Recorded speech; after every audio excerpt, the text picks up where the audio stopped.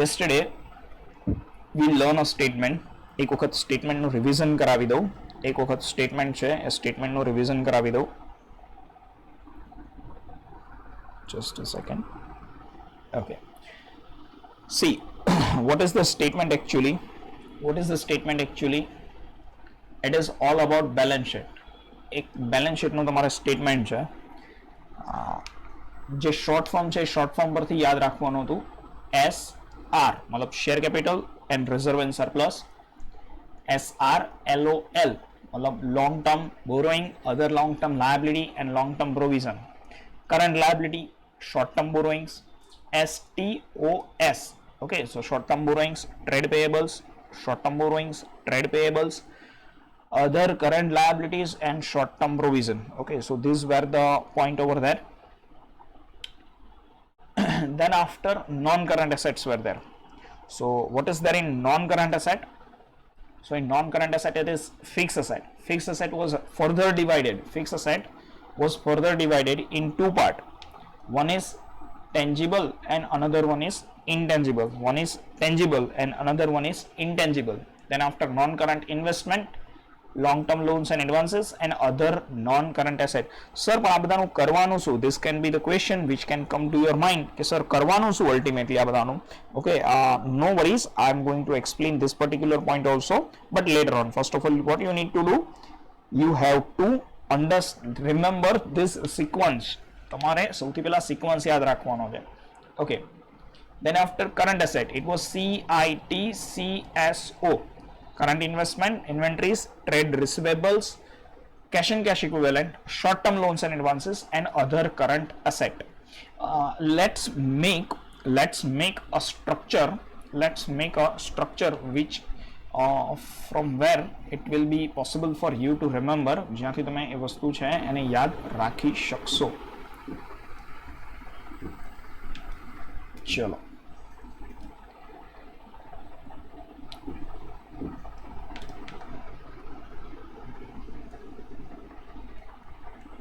Balance sheet is divided in two part. मतलब balance sheet છે એક ઓલ્ડ એજ પર્સન છે having two child.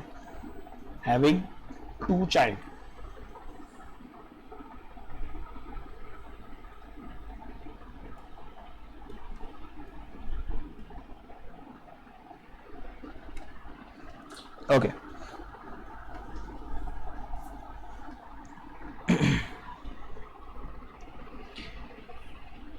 Two child of balance sheet. One is equity and liability,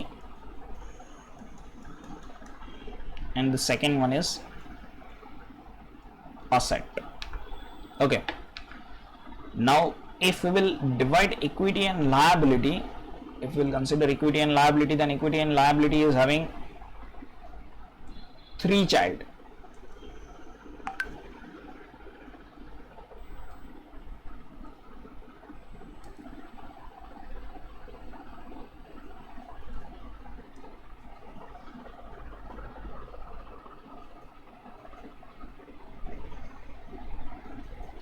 One is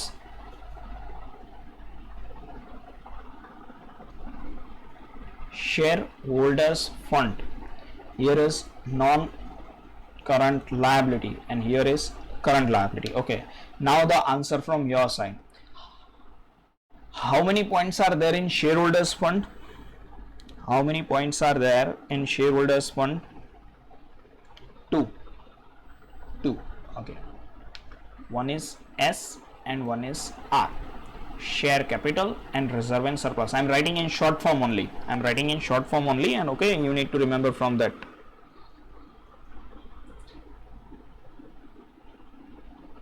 Chalo. Non-current liability. How many child are there for non-current liability?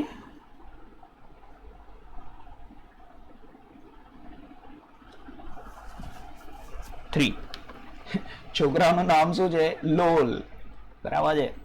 Long term borrowing, other long term liability and long term provision. અને current liability 4. स्टॉस, STOS,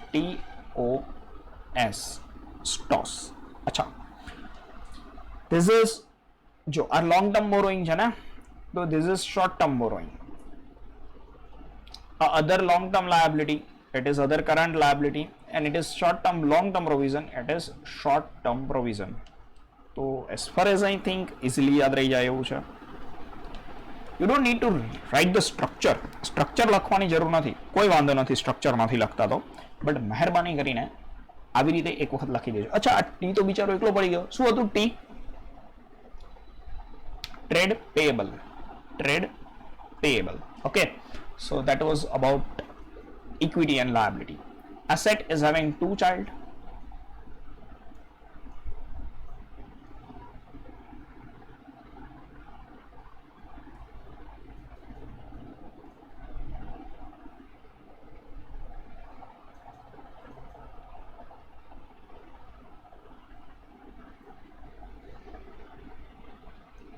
One is non-current asset and one is current asset. Okay. Non-current asset FNLO. આમાં જે F છે ને એ સૌથી મોટો છોકરો. F છે ને, આ બધા નાના નાના છોકરાઓ છે, પણ F સૌથી મોટો છોકરો. એના પોતાના બી લગ્ન થઈ ગયા છે. Fix asset. અને એને પાછા બીજા બે છોકરા છે. One is tangible and one is intangible. Tangible asset અને ઇન્ટેન્જિબલ એસેટ. બરાબર છે. આ ખાસ ધ્યાન રાખજો, સીધું ફિક્સ એસેટ લખીને આવતા નહીં. સીધું જ ફિક્સ એસેટ્સ એવું લખીને આવતા નહીં. N for non-current investment, L for long-term loan and advances, અને other non-current asset. Current asset means CITCSO.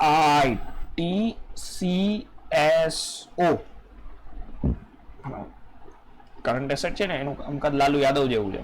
Lalu Prasad Yadav is having 10 child. So first is current investment, then after inventory, trade receivable, okay, then after cash and cash equivalent, then after S म्हणजे શું હતું? short term loan and advances. અહીંયા long term loan and advances છે ને, here short term loan and advances, here non current asset, તો અહીંયા current asset. બરાબર છે. અહીંયા other non current asset, તો અહીંયા other current asset. ઓકે, ચલો ભાઈ.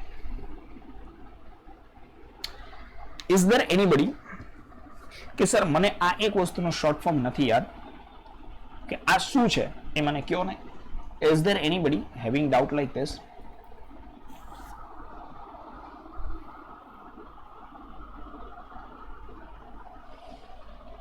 OCA તો મેં શું લખ્યું?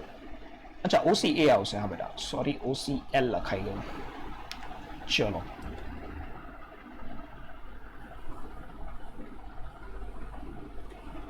ચલો ફર્ધર. સર કરંટ એસેટ, હા હા હા, કરંટ એસેટ.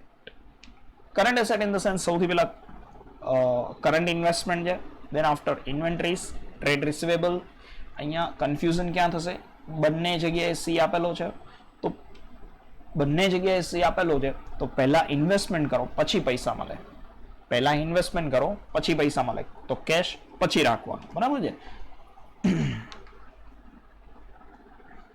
ચલો ફર્ધર. એસઆર નું repeat. SR share capital. SR મતલબ શેર કેપિટલ અને reserve and surplus. Share capital and reserve and surplus. But I am repeating the same thing again and again, that if you are asking the doubt, then ask it publicly to everyone જ રાખો. Everybody should know that what is the question. Don't feel hesitate. બરાબર છે. જેને જે વિચારવું વિચાર, આપણને શું ફરક પડે. NCI, non current investment. What is NCI? Non current investment.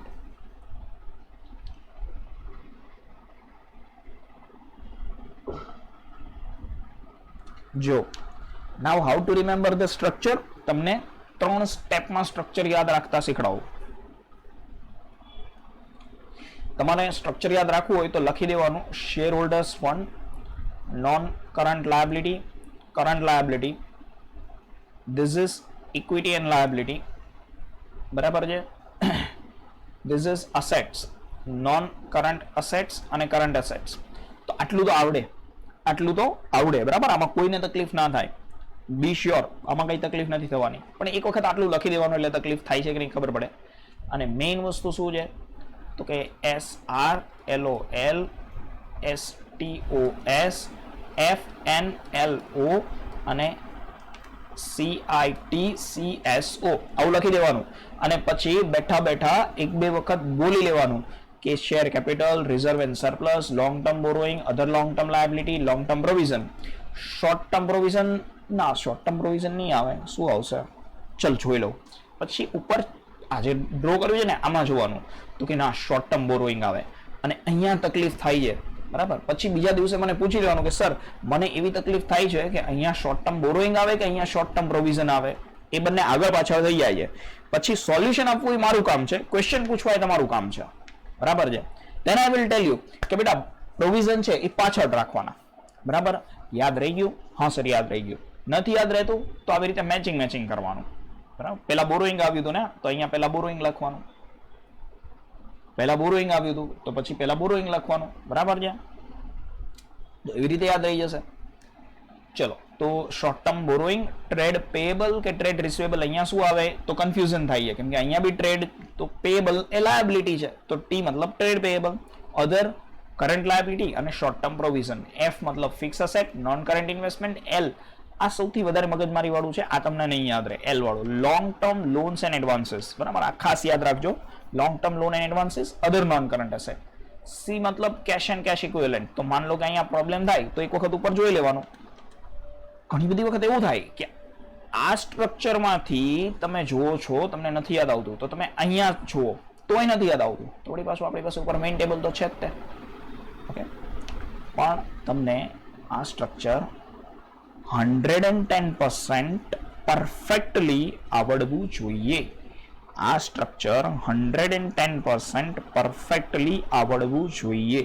એમાં ક્યાંય કોઈ શંકાને સ્થાન નથી બરાબર છે.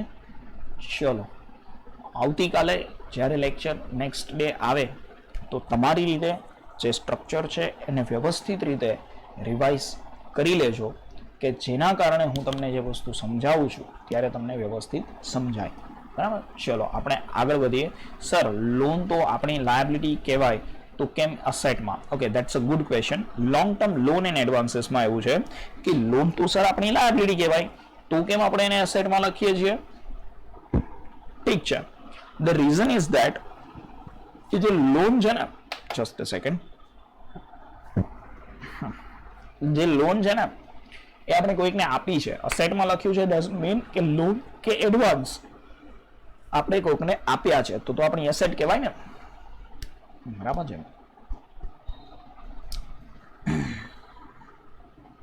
ચલો let me change the screen. આપણે સ્ક્રીન ચેન્જ કરીને ટેક્સ્ટ બુક ઓપન કરી દઈએ.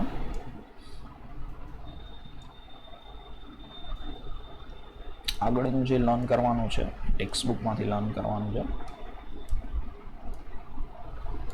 રેકોર્ડિંગમાં બી સ્ક્રીન ચેન્જ કરવી પડશે.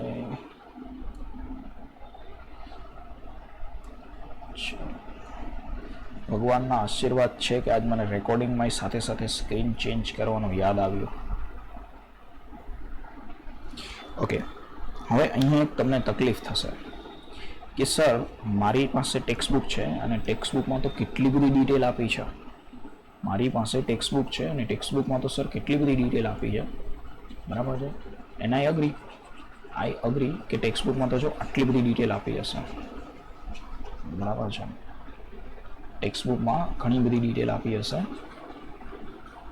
બટ હું તમને એમાં મારા તરફથી સ્પેશિયલ ઓફરમાં ડિસ્કાઉન્ટ આપીશ કે બેટા આટલું જ યાદ રાખવાનું બરાબર. જો તમે ટેક્સ્ટ બુક લઈને ના બેઠા હોય તો ટેક્સ્ટ બુક લઈને બેસી જાઓ બરાબર છે. જેની પાસે ટેક્સ્ટ બુક નથી એને કોઈ જ ઓફરનો બેનિફિટ નહીં આપવામાં આવે.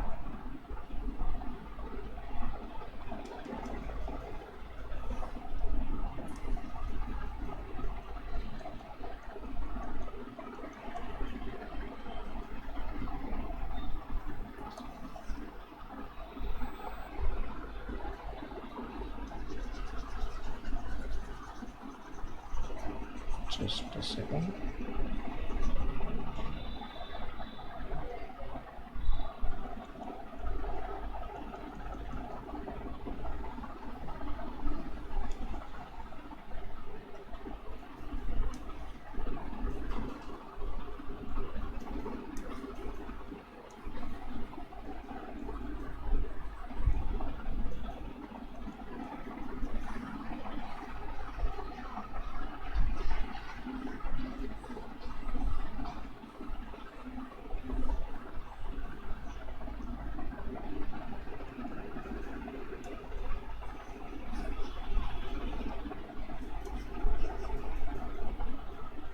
સાથે સાથે કટ કરતા જજો વોટ એવર આઈ એમ રિમૂવિંગ. પહેલાં તો એક વખત બધું ટિક કરી દઉં. ચલો,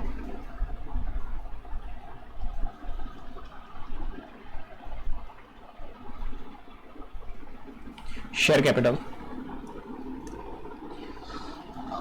ઓકે, શું નથી મળતી? અચ્છા, ટેક્સ્ટ બુક નથી મળતી.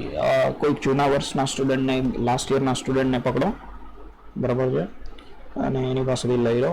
ટેક્સ્ટ બુક નથી મળતી, that's not a proper argument as far as I think, મને લાગે છે ત્યાં સુધી. પછી ન મળતી હોય તો આઈ ડોન્ટ નો, બરાબર. કોઈકનામાંથી ટીક કરી લેજો.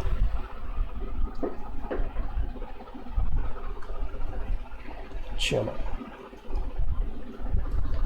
which are the points which will not be in your syllabus or which is not going to be in your question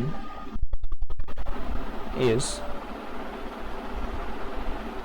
જો શેર કેપિટલ છે તો શેર કેપિટલમાં ઇશ્યુડ ઓથોરાઇઝ કેપિટલ એવું બી કંઈ નહીં હોય, એવું કંઈ જ નહીં હોય. તમારે ખાલી આ બે જ વસ્તુ રાખવાની છે, બરાબર છે. બાકીની વસ્તુ ઓલરેડી ઇરેઝ જ હતી. આ તો તમને ખ્યાલ આવે કે આટલું કાઢી નાખ્યું છે, એના માટે હું અત્યારે તમારી નજર સમક્ષ આ બધી વસ્તુઓને ડિલીટ કરું છું. All these things are not going to be the part of your question. આમાંથી કોઈ વસ્તુ તમને નહીં આપી હોય. Preference share capital and equity share capital. Now it is but obvious that share capital got divided. Share capital is not divided in two parts. One is equity share capital and one is preference share capital. Equity share capital matlab those who are the real owner of the business, and preference share capital matlab specifically preference share. Each and every company specifically issues shares which are known as preference share. Okay, so that is but obvious, તમને ખ્યાલ હોય. 11th standard માં તમે આ વસ્તુને study કરતા હતા, that what is equity share and what is preference share. ચલો, the next point is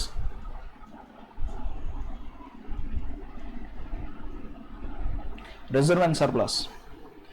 So reserve and surplus માં remove all this appropriation, general reserve, proposed dividend. Here also appropriation is given, બરાબર છે. તો આ બધી વસ્તુઓને કાઢી નાખો. ઓકે, હવે મને ખાલી હા કે નાનો જવાબ આપજો કે હું તમને એવું કહું, હું તમને એમ કહું કે બેટા સિક્યોરિટી પ્રીમિયમ રિઝર્વ, તો તમારે વિચારવું પડે કે ક્યાં આવે? તરત ખ્યાલ આવી જાય ને કે હા સર, આ સિક્યોરિટીઝ પ્રીમિયમ રિઝર્વ છે એ રિઝર્વ એન્ડ સરપ્લસમાં આવે. લાઈક જનરલ રિઝર્વ છે તો એ જનરલ રિઝર્વમાં આવે, બરાબર છે. લાઈક કેપિટલ રિઝર્વ છે, ડિબેન્ચર રિડીમ્પશન રિઝર્વ છે, ડિવિડન્ડ, તો આ બધી રિઝર્વ છે એ બધી રિઝર્વ ક્યાં આવે? તો કે સર આ બધી રિઝર્વ એન્ડ સરપ્લસમાં આવે. તો એવું નથી કે આ બધી વસ્તુ નહીં આવે, સમજો, એવું નથી કે આ બધી વસ્તુઓ નહીં આવે, આ બધી વસ્તુઓ આવશે. પણ હું અત્યારે એટલા માટે ગડાવું છું કે બધી વસ્તુઓ યાદ રાખવાની તમારે જરૂર નથી. તમને ખબર પડી જ જાય કે સર આ વસ્તુ છે એ તો ક્યાં આવે? તો આ વસ્તુ રિઝર્વ એન્ડ સરપ્લસમાં આવે, બરાબર. એ તમને ખ્યાલ આવી જ જાય એટલા માટે હું તમને આ બધી વસ્તુ અત્યારે રિમૂવ કરાવું છું. તમારે ટેક્સ્ટ બુકમાંથી રિમૂવ કરવી હોય તો કરી શકો. તમને એવું લાગે કે sir reserve and securities premium reserve છે તો એ રિઝર્વ એન્ડ સરપ્લસમાં જ આવે, આટલું તો મને ખબર પડે, મને આટલો વિશ્વાસ છે, તો તમે રિમૂવ કરી શકો. બરાબર છે. પછી તમને એવો ક્વેશ્ચન પૂછવો પડે કે સર જનરલ રિઝર્વ ક્યાં આવે? લોંગ ટર્મ બોરોઈંગમાં આવે, શેર કેપિટલમાં આવે, તો પછી ભાઈ તમારે બધું યાદ રાખવું જોઈએ. બરાબર, મને નથી લાગતું કે આવી કોઈને ના ખબર પડે. દેન આફ્ટર કેપિટલ બધી રિઝર્વ કાઢી નાખીએ આપણે, કેમ કે એ એમને ખબર છે કે ભાઈ બધી રિઝર્વ છે રિઝર્વ એન્ડ સરપ્લસમાં જ આવે. આખા ક્વેશ્ચનમાં તમારે આટલું જ યાદ રાખવાનું છે કે કઈ વસ્તુ ક્યાં આવે. બસ દરેક વસ્તુના એડ્રેસ પાકા કરી લેવાના છે. ઇન્વેસ્ટમેન્ટ ફ્લક્ચ્યુએશન રિઝર્વ, ઓકે ઠીક છે. આ રિઝર્વ ફંડ બી કાઢી નાખો, okay reserve fund, but obviously રિઝર્વમાં જ આવે. ચલો આટલા સુધી કોઈને ડાઉટ છે કે sir? Okay, the question is that કે સર આ બધી રિઝર્વ શું હોય, કે કેમ આ બધી રિઝર્વ હોય, or whatever the question connected like that. So that we are going to study in later on, like some of the reserves which we are going to learn in part 1. Okay, here details are not required to solve any particular sum. To solve any particular sum, details are not required.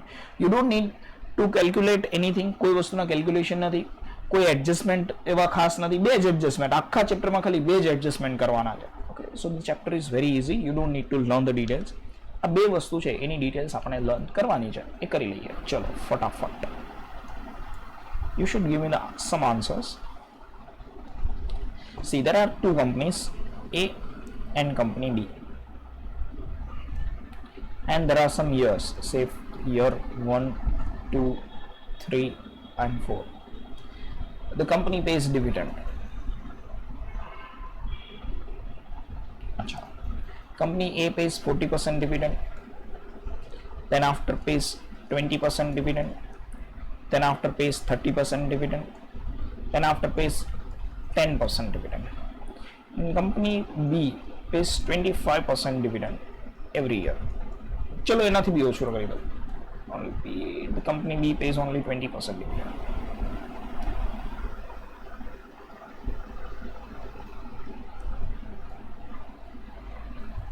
Every year 20% dividend. મને એમ કહો કે કઈ કંપનીમાં investment કરાય, A કે B?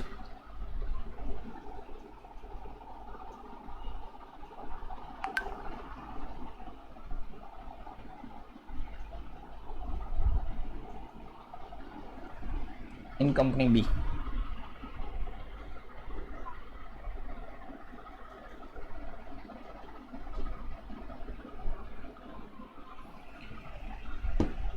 Okay. જો તમે total કરો તો કંપની A છે એ 100% ડિવિડન્ડ આપે છે. If we will make the total, then it is 100%. And if here we will make the total, then it is only 80%. But still investment in company B is preferable. So because in fifth year what will be the dividend by company A? Anybody knows? 40 ના 20 થઈ ગયા, પછી 30 ના 10 થઈ ગયા. Fifth યરમાં હું જ્યારે investment કરું, હું તો ફોર્થ યરમાં ઇન્વેસ્ટમેન્ટ કરવાનો છું, મારી પાસે 4 યરનો ડેટા છે. હું કંપની એમાં ઇન્વેસ્ટમેન્ટ કરું તો બની શકે કે કંપની મને 50% ડિવિડન્ડ આપે, અને એવું પણ બની શકે કે કંપની મને 5% ડિવિડન્ડ આપે. But if I will invest in company B, તો મને શ્યોરિટી છે કે કંપની અપ્રોક્સિમેટલી 20% ડિવિડન્ડ આપશે. બરાબર છે. હવે આપણે કંઈ હર્ષદ મહેતા તો છીએ નહીં કે રિસ્ક હે તો ઇશ્ક હે. બરાબર, તો we will not invest in company A. We will prefer to invest in company B. આપણે કંપની B માં ઇન્વેસ્ટ કરીશું. Why? The only reason is that we need security. અચ્છા, હવે હું તમને આજ જે બાબત છે એનો એક બીજો પહેલું સમજાવો.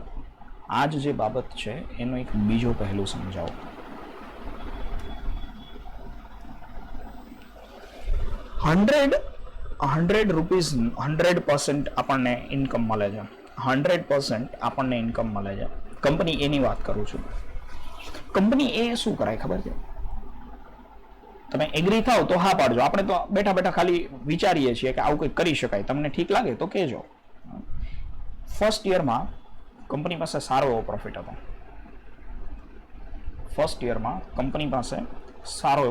હતો. બરાબર. ફર્સ્ટ યરમાં જો કંપની છે એ કંપનીએ, મારે બહુ તકલીફ છે આની, ગમે ત્યારે માર્કર બંધ થઈ જાય છે. In this particular software always just a second. હા બેટા, સ્ટાર્ટિંગ થઈ ગઈ. ચાલો, પેલી ક્લાસમાં એક પૂરી થઈ જતી હતી ને એવું ઓનલાઈનમાં થાય છે. In first year company should save some amount. કંપનીએ થોડા રૂપીસ બચાવી રાખવાની જરૂર હતી. 40% છે ને, બરાબર? તો કંપનીએ શું કરાય, 25% ડિવિડન્ડ અપાય અને થોડા પૈસા બચાવી રખાય. પછી સેકન્ડ યર છે ને, અહીંયા જે પૈસા બચાવવા હોય ને, અહીંયા પૈસા એમાંથી થોડાક રૂપીસ વાપરી નાખાય અને 25% ડિવિડન્ડ અપાય. પછી અહીંયા તો 30% હતું, તો અહીંયા બી થોડાક રૂપીસ બચાવાય અને 25% ડિવિડન્ડ અપાય. અને આ ત્રણેય વર્ષે જે થોડા પૈસા બચાવ્યા હોય, જે થોડા પૈસા પડ્યા હોય, એ યુઝ કરીને ફોર્થ યરમાં બી 25% ડિવિડન્ડ અપાય. જો કંપની આવી રીતે ડિવિડન્ડ આપે, તો everybody will be willing to invest in company A. શું કામ? કેમ કે એવરી યર કંપની 25% ડિવિડન્ડ આપે છે. What I mean to say is કે કંપની છે એ કંપનીએ જ્યારે સારો પ્રોફિટ થાય ત્યારે થોડા પૈસા બચાવી રખાય કે જેનાથી એવરી યર કંપની વ્યવસ્થિત ડિવિડન્ડ આપી શકે. થોડું વ્યવસ્થિત ડિવિડન્ડ આપી શકે. ડિવિડન્ડમાં ઇક્વાલિટી રહે. ડિવિડન્ડ છે કંઈ પણ કંપની આપે છે એ ડિવિડન્ડમાં ઇક્વાલિટી રહે. અને આવા જે પૈસા કંપની બચાવે છે, that particular amount is considered as dividend equalization fund. Company શું વિચારે છે, આ વખતે પ્રોફિટ થોડો વધારે થયો છે ને, તો એને બચાવી રાખું. જ્યારે પ્રોફિટ નહીં હોય ત્યારે એ પ્રોફિટનો યુઝ કરીશ અને લોકોને વ્યવસ્થિત ડિવિડન્ડ આપીશ. અચ્છા, હવે મને હજી એક આન્સર તમારે જ આપવાનો છે. ટેલ મી વન થિંગ, આને ડિવિડન્ડ ઇક્વલાઇઝેશન ફંડ કહેવાય, but it is compulsory for the business. શું કહો, બિઝનેસ માટે કમ્પલસરી છે કે આ જે પૈસા છે એ બચાવવા તે ફરજિયાત ડિવિડન્ડ ઇક્વલાઇઝેશન ફંડ બનાવવું જ તે?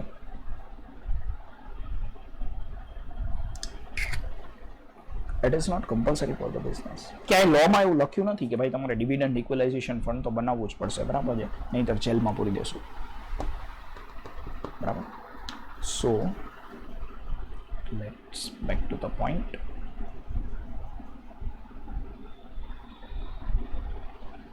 ઇટ ઇઝ નોટ, થોડી ડાર્ક થઈ ગઈ પેન.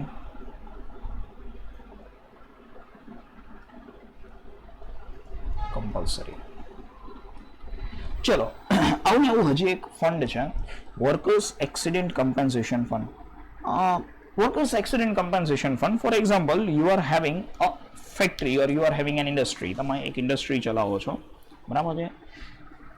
ભગવાન ન કરે એવું અને કદાચ તમારા બિઝનેસમાં કોઈ એક્સિડન્ટ થઈ ગયો, શોર્ટ સર્કિટ થઈ ગયા, કોઈ એક સ્લેબ તૂટી ગયો, ઓર you are having a production unit અને કોઈ એક પર્ટિક્યુલર વર્કર છે કે 2-3 વર્કર છે ને ફિંગર્સ કટ થઈ ગઈ, હાથ કટ થઈ ગયો, તમારો કોઈ વર્કર ઓન ડ્યુટી એક્સિડન્ટમાં એને કોઈ મેજર ઇન્જરી થઈ ગઈ. In all such circumstances, you have to pay a huge amount. To your worker. એકાદ વર્કર હોય તો આપણે આપી પણ દઈએ, બટ માન લો કે major short circuit took place in your business and 5 to 7 workers got severely injured. Then you have to pay all the medical treatment expenses, along with you have to give them medical allowances and some reimbursement. મતલબ તમારે એ વર્કરને પૈસા બી આપવા પડશે અને medical ટ્રીટમેન્ટનો ખર્ચો બી કરવો પડશે. તો બિઝનેસ થોડો ડિસ્ટર્બ થઈ જશે. આ તો બિઝનેસ છે અને 4-5 વર્કર છે. આપણા ઘરે કોઈ એક પર્સનને કોઈ સિવિયર ઇલનેસ આવે તો બી આપણી લાઈફસ્ટાઈલ ડિસ્ટર્બ થઈ જાય છે. અત્યારે દવાના બધો બહુ ખર્ચા થઈ ગયા છે, અત્યારે બીજો કોઈ ખર્ચો નહીં, બરાબર છે? સ્કૂલની ફીસ આપવાની હોય તો સાહેબ અમારે બહુ ખર્ચો થઈ ગયો હતો, મતલબ આપણી લાઈફ ડિસ્ટર્બ થઈ જાય તો બિઝનેસ બી ડિસ્ટર્બ થઈ જાય ને. બટ કેટલી સિમ્પલ વસ્તુ, બિઝનેસ બી ડિસ્ટર્બ થઈ જાય તો બિઝનેસ શું કરે, એના માટે એક સ્પેસિફિક ફંડ બનાવીને રાખે, that is known as workers accident compensation fund. એને શું કહેવાય? Workers accident compensation fund. Workers accident compensation fund છે તો બિઝનેસ પાસે ફંડ છે. આજ માનો કે at any point of time if any particular worker who got severely injured, તો બિઝનેસ આ ફંડમાંથી પૈસા એને આપી દે. દરેક business depend on the type of business. માનો કે અલ્ટ્રા વિઝન સ્કૂલ તો એમાં કોઈ દિવસ એવા મેજર પ્રોબ્લેમ નથી થવાના. બરાબર છે કે હું માઇક ભરાવીને ભણાવતો હતો, માઇકમાં શોર્ટ સર્કિટ થઈ ગયા અને આઈ બીકમ હેન્ડીકેપ્ડ, એવું નથી થવાનું. બરાબર છે. બટ માનો કે સુરતની પેલી હીરા ઘસવાની ફેક્ટરી હોય તો ત્યાં તો કેટલા દર એવરી વીક 1-2 વર્કર એવો હોય જેની ફિંગર્સ કટ થઈ ગઈ ને કંઈક ને કંઈક પ્રોબ્લેમ થતો હોય. ચલો back to the track. To make such kind of fund is compulsory or not? To make such kind of fund is compulsory or not? That is not compulsory.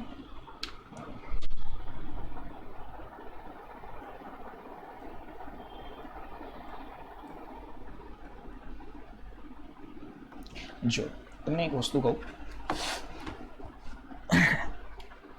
Reserves છે ને, રિઝર્વ્સ એ compulsory ના હોય કોઈ દિવસ, કોઈ બી reserve.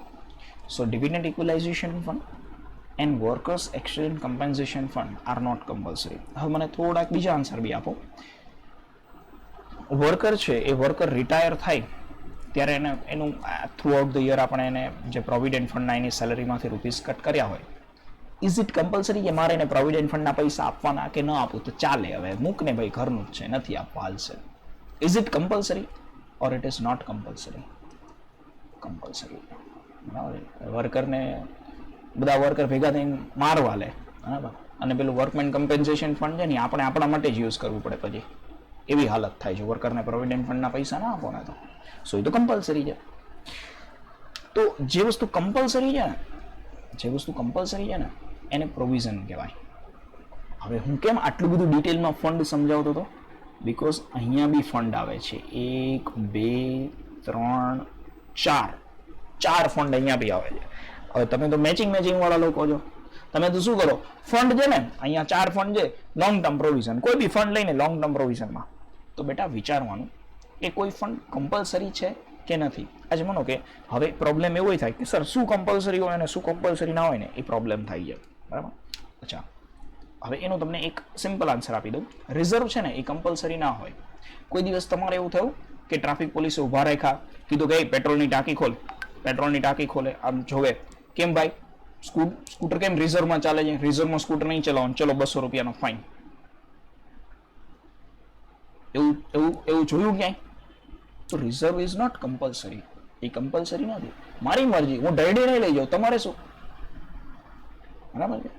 Licence હોય તો લાયસન્સ કેમ નથી? મારી મરજી, નો લાયસન્સ હોય તો ચલાવો, બરાબર. પછી પોલીસ આપણને રેડીને લઈ જાય, બરાબર. લાયસન્સ ઇઝ પ્રોવિઝન છે ને, બરાબર. It is compulsory. રિઝર્વ છે એ કમ્પલસરી નથી. તમારે રાખવું હોય તો રાખો, ના રાખવું હોય તો ના રાખો, તમારી મરજી છે, બરાબર. સો લાયસન્સ છે એ પ્રોવિઝન જેવી વસ્તુ છે, એ કમ્પલસરી છે, તમારી પાસે હોવું જ જોઈએ. અને રિઝર્વ છે એ વોલન્ટરી છે, રાખવું હોય તો રાખવાનું, ના રાખવું હોય તો નહીં રાખવાનું. તો કદાચ રિઝર્વ કે પ્રોવિઝન ના યાદ રહે તો તમારે ખાલી એટલું યાદ રાખવાનું કે વસ્તુ કમ્પલસરી છે કે નથી. જો કમ્પલસરી નથી તો એ રિઝર્વ થઈ ગયું. ડિવિડન્ડ ઇક્વલાઇઝેશન ફંડ તો શું એ કમ્પલસરી બનાવવું પડે? ના બનાવીએ તો ચાલે, so it is reserve. Workers accident compensation fund બનાવવું પડે, ના બનાવીએ તો ચાલે, so it is reserve. Provision શું છે? તો કે પ્રોવિડન્ટ ફંડ. તમારે પૂછવાનું, you should ask to yourself, provident fund નો આપી તો ચાલે? તરત બીક લાગી જશે કે ના ના યાર વર્કર બહુ મારે, બરાબર. તો પ્રોવિડન્ટ ફંડ આપવું પડે. Gratuity fund is little bit like gratuity fund is little bit like long term provision. Gratuity fund છે ને એ શું હોય કે જ્યારે વર્કર બિઝનેસમાંથી રિટાયર થાય ને, કોઈ બી વર્કર બિઝનેસમાંથી રિટાયર થાય ને, at that point of time એ પર્ટિક્યુલર વર્કરને અમુક અમાઉન્ટ ગ્રેજ્યુટી તરીકે આપવામાં આવે, અમુક અમાઉન્ટ, બરાબર. માનો કે કોઈ એક વર્કર 25 યર્સ સુધી તમારા બિઝનેસમાં જોબ કરતો હતો તો એને 25 સેલરી, જે એને લાસ્ટ સેલરી વિડ્રો કરી હોય ને, 25 સેલરીઝ એને ગ્રેજ્યુટી એઝ અ ગ્રેજ્યુટી આપવામાં આવે. So that is gratuity. અને ગ્રેજ્યુટી છે નહીં 50% નહીં, શું કહેવાય, લાસ્ટ ડ્રોન સેલરી, એની એવરેજ કાઢવા, but that's a detail calculation બેટા, બરાબર. આ હું તમને ખાલી એક નોર્મલ ઓવરઓલ એક્ઝામ્પલ આપું છું કે આટલી સેલરી છે એને ગ્રેજ્યુટી તરીકે આપવામાં આવે. So that is considered as gratuity. ચલો, the next point is compulsory છે. સર 2 કે 3 યર્સ કામ કર્યું હોય તો આપે? ના, એમાં એવો રૂલ છે કે મિનિમમ તમારે 5 વર્ષ સુધી તો કોઈ એક ફર્મમાં કામ કરવું જોઈએ. માનો કે હું કોઈ એક ફર્મમાં, એક બિઝનેસમાં કે કંપનીમાં 1 વર્ષ જોબ કરું તો એનો મતલબ એવું નહીં કે મને 1 યરની સેલેરી આપે. બરાબર, મિનિમમ 5 યર્સ કન્ટિન્યુઅસ જોબ કરું, બરાબર, 4 વર્ષે જોબ મૂકી દો તો કાંઈ ગ્રેજ્યુટી ના મળે. 5 વર્ષ જોબ કરું તો 5 મહિનાની સેલેરી મળે. 6 યર્સ જોબ કરું તો 6 મંથ્સની સેલેરી મળે. બરાબર, 5 વર્ષ પછી ચાલુ થાય. ચલો, the next point is workers profit sharing fund. વર્કર્સને આપણે પ્રોમિસ આપ્યું હોય કે તમને બિઝનેસમાંથી પ્રોફિટ આપશું, બરાબર છે. માનો કે કોઈ એક વર્કર છે અને વર્કરને આપણે એવું પ્રોમિસ આપીએ, બરાબર. હું તમને એક્ઝામ્પલ આપું તો તમને મજા આવશે, બરાબર, ને તો જ યાદ રહેશે. પેલી ઇલેક્ટ્રોનિક દુકાન કોને છે?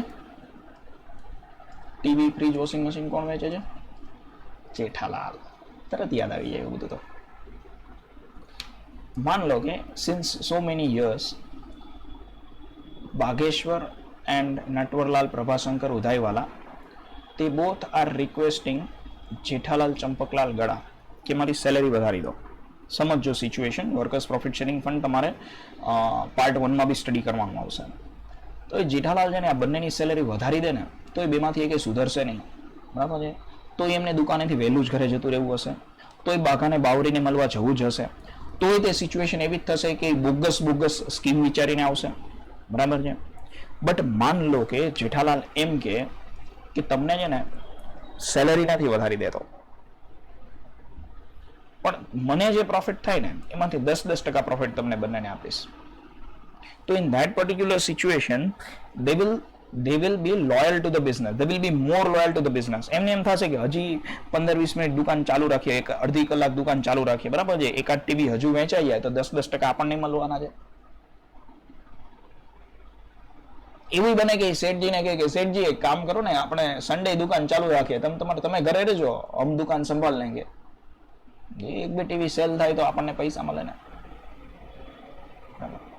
તો બિઝનેસ ઘણી બધી વખત આવું કરે કે એના જે કોર એમ્પ્લોઈઝ છે, મતલબ જે બહુ ઇમ્પોર્ટન્ટ એમ્પ્લોઈઝ છે, એને એકચ્યુઅલમાં પૈસા ન આપે, મતલબ સેલેરી બહુ ના આપે, પણ વર્ક પ્રોફિટમાં શેર આપી દે. અને આ જે પ્રોફિટમાં શેર હોય એ આપવો કમ્પલસરી પણ છે, અને સાથે સાથે આ જે પૈસા છે એ બિઝનેસ એમને 4-5 વર્ષે આપે. મતલબ એવું નહીં કે 1 વર્ષનો જે પ્રોફિટ થાય એના 10% આપીશ, 5 વર્ષમાં મને જે ટોટલ પ્રોફિટ થશે એ ટોટલ પ્રોફિટના તમને 10% આપીશ. બિઝનેસને એવો બેનિફિટ થાય કે 5 વર્ષ સુધી પેલો જોબ છોડીને જાય નહીં, બરાબર છે. કેમ કે આપણે તો એવા જ વર્કરને પ્રોફિટમાં શેર આપવાના છીએ. હુ ઇઝ ગુડ વર્કર, જે બહુ સારો વર્કર છે એને જ પ્રોફિટમાં શેર આપીએ ને, કે આલતુ ફાલતુ વર્કરને તો પ્રોફિટમાં શેર આપીએ નહીં આપણે, correct. So in that particular situation he will not leave the business, કેમ કે એનો 5 વર્ષનો પ્રોફિટ, તારે 5 વર્ષ સુધી બિઝનેસ છોડીને નહીં જવાનું. 5 વર્ષનો જે પ્રોફિટ થશે એના પર, તો it is a long term provision. 5 વર્ષ પર તમે એમ ના કહી શકો હવે પૈસા નહીં આપું, બરાબર. And workers savings account, sometimes worker છે એ પોતાનું સેવિંગ્સ બિઝનેસને આપે, તમારે કાઢવું હોય તો કાઢી શકો. ચલો જવા દો, બસ મજા કરો, એનું કંઈ કામ નથી, આવતું નથી ક્યાંય.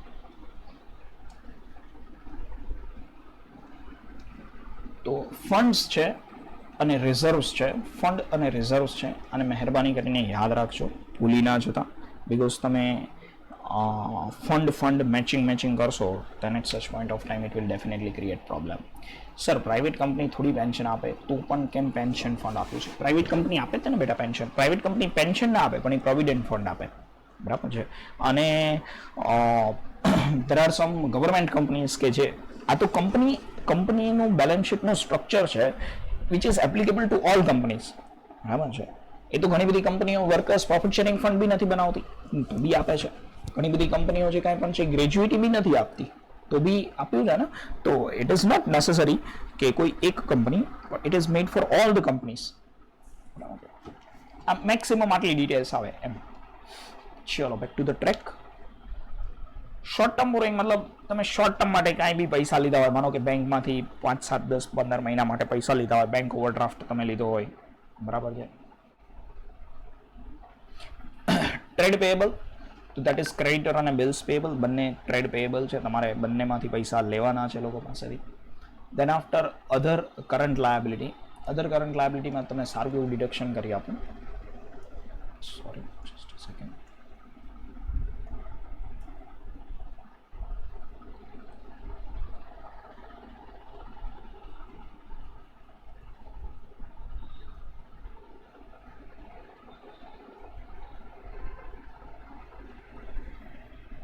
એક વસ્તુ એમાં એડ કરી દો. If you are having text book right now, then add one thing in that.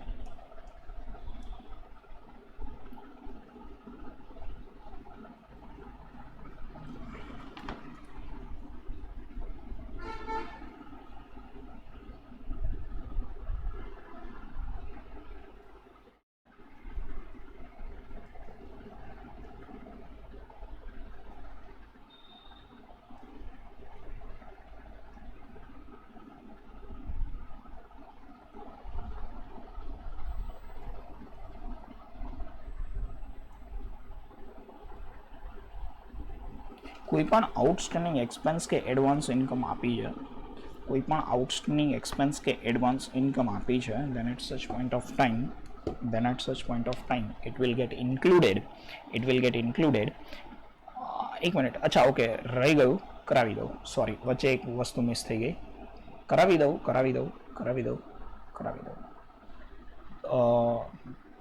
Then at such point of time it will get added in other current liability. કોઈ પણ આઉટસ્ટેન્ડિંગ એક્સપેન્સ કે advance income છે, અહીંયા જે તમને details આપી છે એ બધી છે. Outstanding expense, income received in advance receive from customer, outstanding interest on debenture, બરાબર છે. તો આ કાઢી દઉં તમને.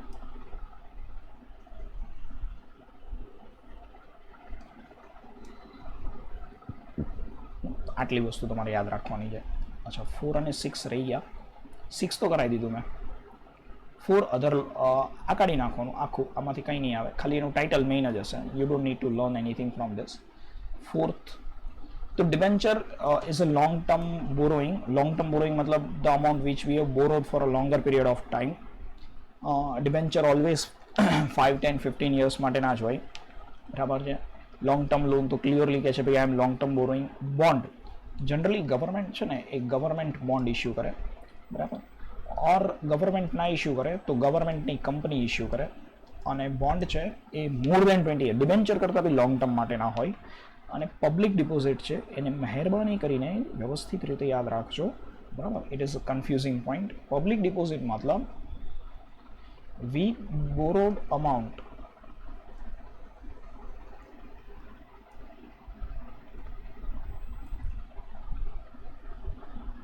From public.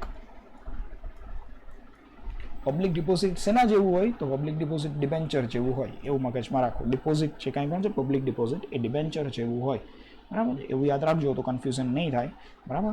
Otherwise public deposit મતલબ કે આપણને જ્યારે થોડા પૈસાની મતલબ સ્મોલ અમાઉન્ટની જરૂર હોય ને, જ્યારે આપણને સ્મોલ અમાઉન્ટની જરૂર હોય ને at that point of time આપણે પબ્લિક જે કાંઈ પણ ત્યારે આપણે શું કરીએ તો કે બોરો કરીએ પૈસા, ત્યારે આપણે પૈસા બોરો કરીએ, બરાબર. So that is public deposit. ચલો, is it okay?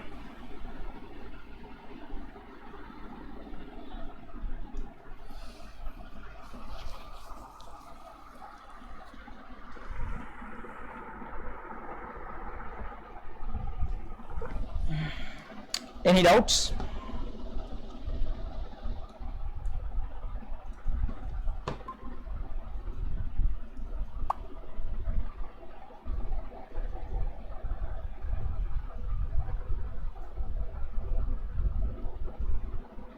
I repeat, any doubts?